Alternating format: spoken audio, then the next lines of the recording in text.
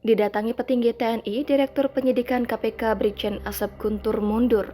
Saya tidak mampu mengemban amanah.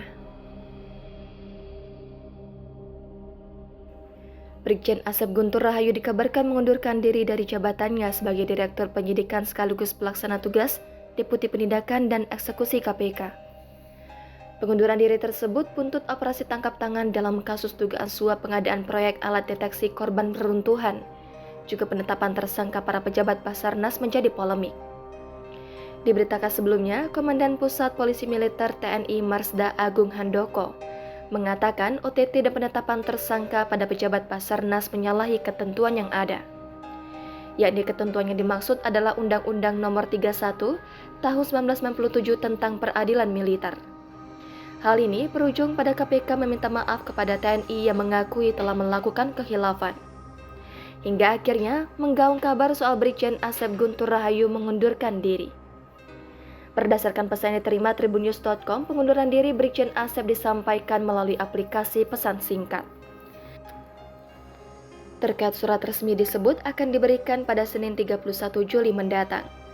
Sebelumnya, KPK meminta maaf kepada TNI mengakui telah melakukan kesalahan prosedur dalam proses penangkapan dan penetapan tersangka pejabat Basarnas.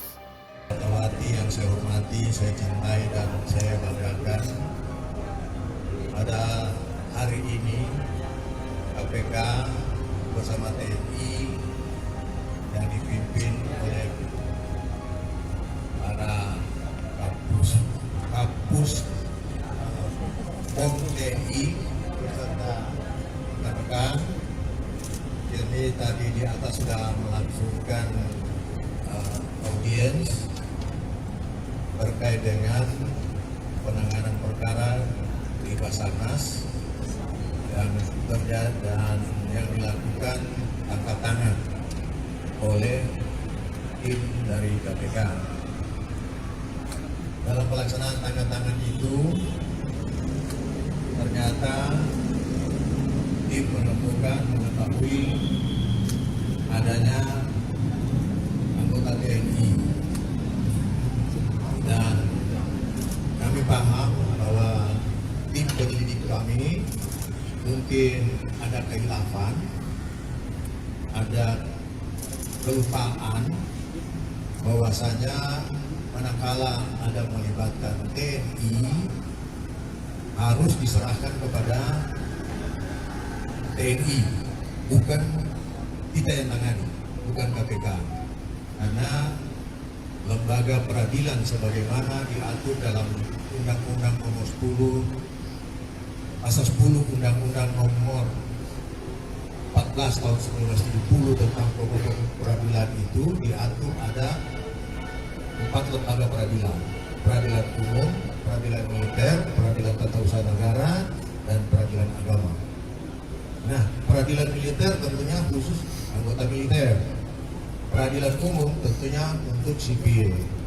Nah, ketika ada melibatkan militer, maka sipil harus menyerahkan kepada militer. Di sini ada kekeliruan kehilafan dari tim kami yang melakukan penangkapan. Oleh karena itu kami dalam rapat tadi sudah menyampaikan kepada teman-teman TNI, kiranya dapat disampaikan kepada Panglima TNI dan jajaran TNI.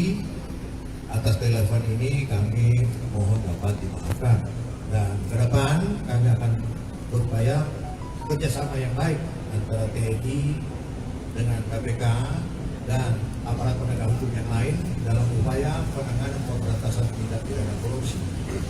APH, aparat penegak hukum dalam penanganan perkara tindak pidana korupsi yang saat ini dipahami hanyalah kejaksaan dan kepolisian. Jangan lupa subscribe, share, komen, dan like ya.